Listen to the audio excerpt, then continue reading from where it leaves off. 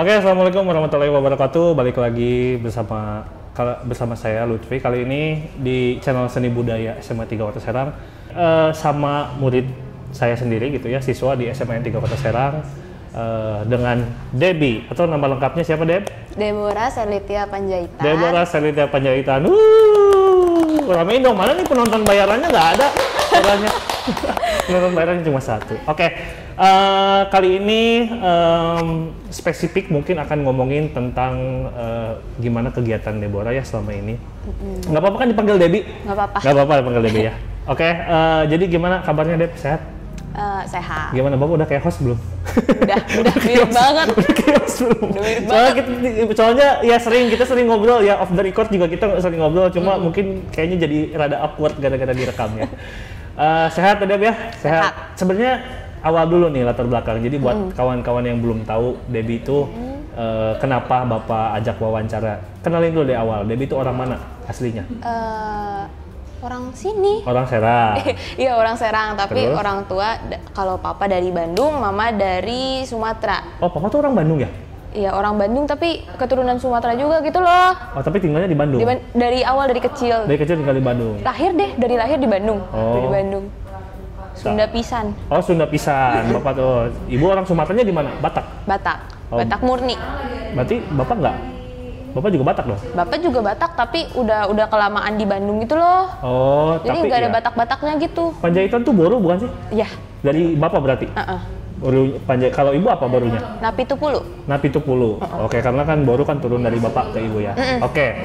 Terus sekarang Debbie kelas 12. Kelas 12. Udah Nah, lulus. Udah lulus. Selamat Debbie. Udah lulus. Emang udah pengumuman ya? Belum sih. Udah.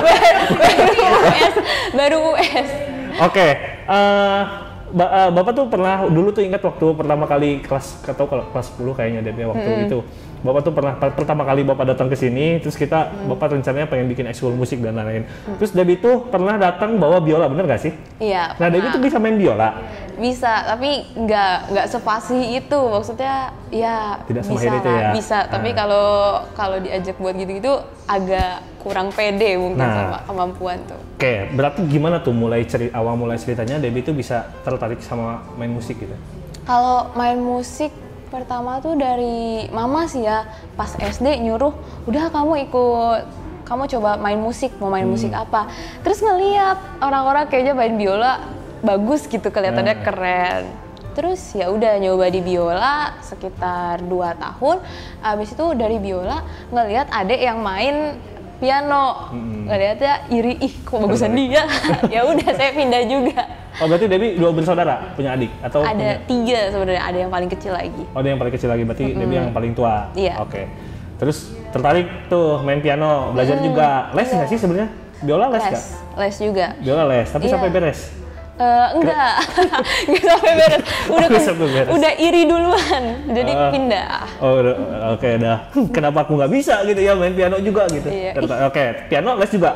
Les juga. Piano les juga sampai gimana itu lesnya atau berapa? Les itu pertama dulu di les musik yang dekat rumah. Terus udah selesai bukunya, akhirnya pindah ke guru lain yang fokusnya ke klasikal kan. Klasikal. Ke klasikal, terus belajar beberapa lagu. Berapa karya itu? Habis itu lebih fokus ke musik-musik gereja karena dipanggil buat tugas pelayanan di gereja. Ya, buat pelayanan di gereja. Di gerejanya di mana, Dep, di sini? Aku di GKI Penabur. Oh, di GKI Penabur. Oke, berarti hampir setiap minggu nggak di sana pelayanan? Enggak sih, ganti-gantian. Kalau belakangan ini agak jarang soalnya selain COVID juga. Terus kebetulan banyak orang-orang baru juga, jadi ngasih kesempatan juga. Berarti di gereja di GKI ini kamu udah sering, ya maksudnya pelayanan main musik, main piano dong, sering ya main keyboard Iya, gitu ya? main di sana? piano. Main piano. Oke. Terus mulai ke sekolah kali ya, pelajaran gitu dan lain-lain. Sebenarnya Debbie mengadres diri sendiri sebagai siswa yang berprestasi nggak? Menurut kamu sendiri? Enggak sih. Kenapa enggak? Kenapa enggak? Soalnya banyaknya prestasinya tuh didapatkan nggak secara nggak secara saya banyak berusaha, kelihatan belajar tiap hari itu enggak, karena Oh, gitu. kebetulan tepat, momennya tepat, jadi tiba-tiba dapet, menurut saya sebenarnya agak ini juga. Gimana ya? Prestasi Debbie apa aja sih selama sekolah di SMA 3? Kalau yang memorable buat saya, paling yang pertama awal masuk itu opsi. Itu penelitian pas kelas 10. Kelas 10 itu sendirian? Enggak, bareng Wawa. Bareng Wawa. Di sini ada Wawa. Halo Wawa. Iya, bareng dia. Padahal itu baru sebulan dari masuk sekolah, itu juara 1 tingkat provinsi. Terus abis dari situ ada juara 1 di lomba KTI juga, unsut nasional. Terus abis juara 1 nasional? Juara 1 nasional? Iya. Wow. Karya tulis ilmiah? Iya. Oke. Terus dari itu kan pas kelas 11, terus pas kelas 12 ini nyoba ikut FLS 2N cipta lagu, dapat juara 2 tingkat nasional. Yang terakhir tuh dapat finalis Kopsi tingkat nasional. Finalis Kopsi tingkat nasional. Oke, jadi itu segudang prestasi Deborah sama sekolah di sini. Nggak segudang, 4 doang. Tetap aja, 4 juga tapi nasional ya. Luar biasa lah kalau kayak gitu. Oke, terus setelah beres, karena kan ini kan yang menginterview Bapak ya, Bapak kan guru seni, kan Debbie juga tahu guru seni. Iya. Oke, terus kita spesifik, terus tentang FLS 2 yang cipta lagu. Gimana sih awal mula bisa bikin lagu itu? Pas pertamanya bikin lagu itu pas SMP, kelas 8 atau kelas 9 gitu. Jadi diikutin sama guru. Pertamanya kan saya mau ke vokal. Terus ternyata ada orang lain yang kayaknya bakal lebih cocok di vokal. Ya udah, sayanya dilempar ke cipta lagu. Waktu itu bidang baru juga. SMP? Iya, pas SMP, bidang baru. Saya dilempar gitu. Ya udah, bikin seadanya aja. Tapi ternyata menang juara 1 tingkat kota. Ya. Lanjut nggak ke provinsi? Nggak ada, tapi itu bener-bener mentok di situ, nggak ada tingkat provinsinya, nggak ada tingkat nasionalnya. Ngidenya kota aja kayaknya. Ingat nggak judul lagunya apa? Enggak, udah nggak ingat. Soalnya karena Debbie cipta lagu, jadi nggak bapak suruh nyanyi. Kalau misalkan nyanyi, boleh dong nyanyiin sedikit baiknya. Nggak bisa. Kayak biar kayak interview di TV kayak gitu kan. Nyanyi, boleh dong dinyanyikan sedikit ke lagu barunya. Kayak gitu. Oke, terus yang baru ini judulnya Pulihkan Negeri, bener ya? Iya, yang kemarin Pulihkan buat Negeri. FLS Itu gimana awal mula bisa bikin lagu ini? Tahu, bagi yang belum tahu silahkan cek di videonya, ada di channel channel ini di paling bawah ada lagunya ciptaan Debbie, yaitu Pulihkan Negeri, dinyanyiin oleh Jelita, siswa juga di sini, sama Josephine tuh juri gitar ya? Iya, juri gitar. Pokoknya juri gitar di FLS 2N tingkat nasional. Jadi gimana awal mula bikin Pulihkan Negeri?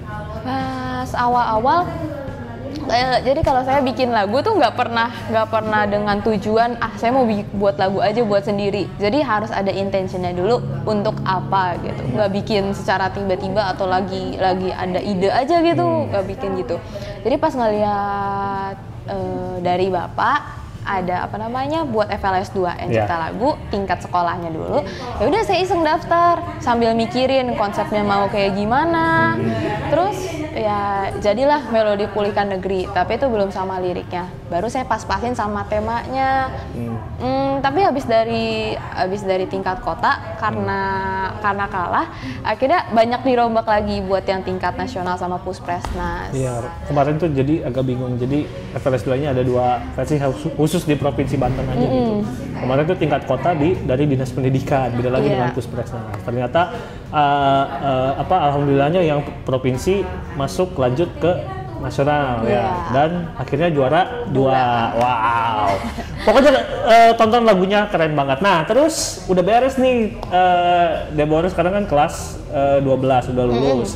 Dan kemarin tuh terakhir Bapak sendiri lihat pengumuman dari SNMPTN. Nah, katanya Deborah tuh sempat keterima beasiswa di Kanada. Nah, itu mengagetkan semua guru-guru. Karena satu-satunya, kenapa bisa ke Kanada gitu. Gimana itu ceritanya, Deb? Jadi pas kemarin jadi finalis Kopsi, kan udah di-mention sebelumnya, emang cuma finalis, nggak medalis. Tapi dia tuh ternyata ada program baru pemerintah yang bekerja sama dengan LPDP, ngasih beasiswa untuk siswa-siswa berprestasi di tingkat KSN sama Kopsi, semua finalisnya. Jadi semuanya diajak buat daftar beasiswa gitu, tapi khususnya beasiswa di luar, di perguruan tinggi 40 besar dunia. Jadi nggak boleh di luar itu. Si Harus kampusnya apa nih? Yang di Kanada ini kampusnya apa namanya? Yang di Kanada aku ngambil UBC. UBC itu? Di Vancouver, University of British Columbia. University of British Columbia. Vancouver tuh kalau nggak salah ibu kotanya bukan? Bener nggak? Bukan, ibu kotanya Ottawa ya? Ottawa atau iya pokoknya di Vancouver lah di Kanada. Kita jadi ngomongin geografis.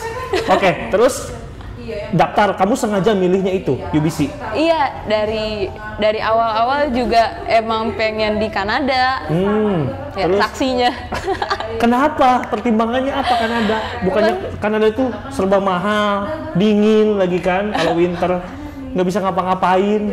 Iya, kan kemarin pas di perguruan tingginya dia harus 40 besar, spesifik 40 besar. Terus pas saya ngelihat di listnya itu banyaknya di Amerika, Inggris, Australia, terus sisanya di negara-negara Asia Tenggara.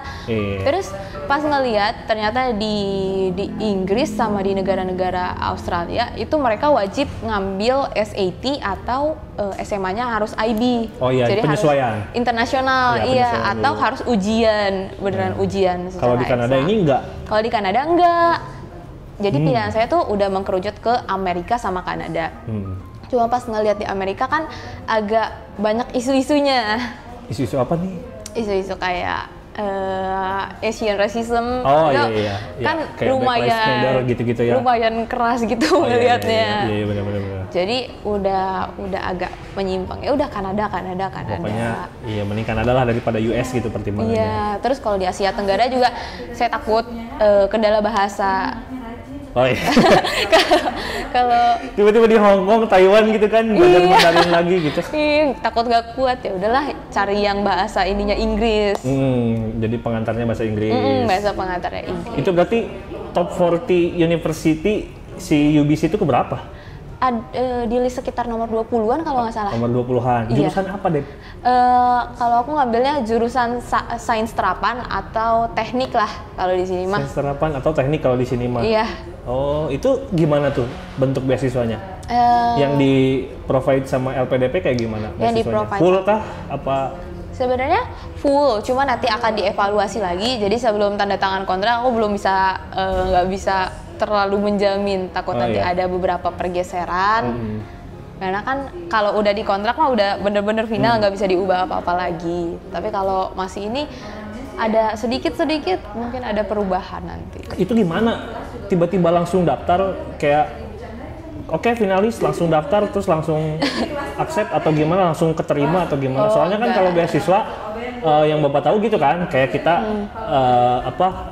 daftar gitu kan, biasanya ada LOA gitu kan, keterima, unconditional atau conditional gitu kan biasanya. Baru kita di ACC gitu baru keluar tuh beasiswanya. Itu gimana Debbie? Tiba-tiba dapat apa gimana? Oh enggak. Berarti kan Debbie nggak punya LOA dong? Iya nggak punya. Gimana tuh? Pas pertamanya kan jadi finalis, udah selesai lomba itu ada pengumuman pendaftaran, ya udah ngurus berkas segala macam itu buat pendaftaran beasiswanya dulu. Jadi daftar beasiswanya dulu baru nanti ngejar LOA. Udah pengumuman pendaftaran, saya nyiapin berkas segala macam, terus ada interview, baru pengumuman siapa aja yang lolos gitu kan. Iya, setelah LOA kan? Interview. Belum, udah interview? Iya, interview dulu. Interview dari LPDP-nya dulu baru nanti LOA-nya. Abis dari lolos interview itu dapatlah list penerima beasiswa gitu loh.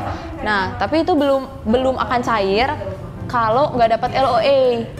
Nah, dari situ belajar TOEFL. Jadi di-provide dari LPDP-nya juga, tapi cuma intensif seminggu, bener-bener ngejar TOEFL-nya seminggu gitu. Udah tapi?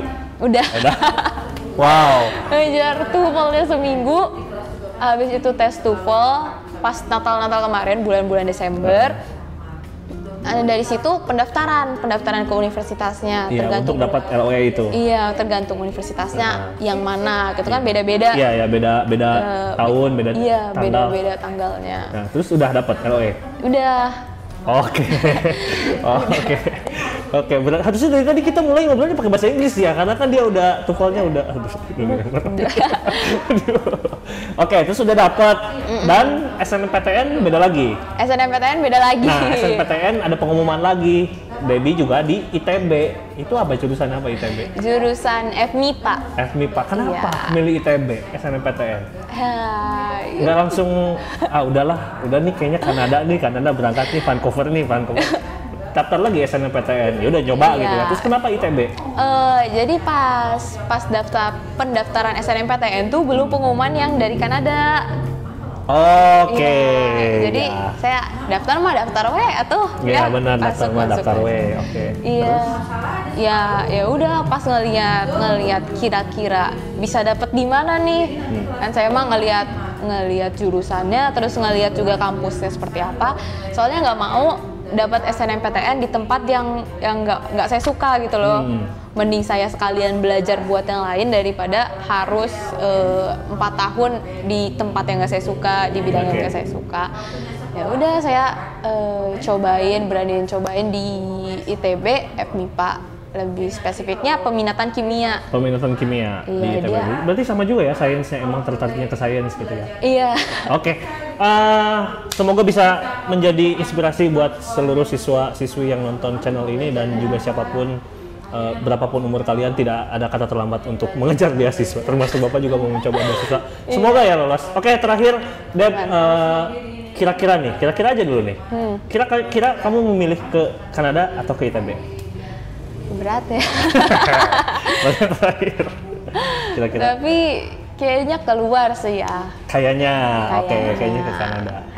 Kayaknya ya, kita lihat gimana aktivitas Debbie nanti di Kanada. Makanya jangan lupa follow Instagram SHXX Debbie. SHXX Debbie. Terus ada sosmed lain? Twitter, Enggak, itu aja lah. Itu aja. Oke, jangan lupa follow.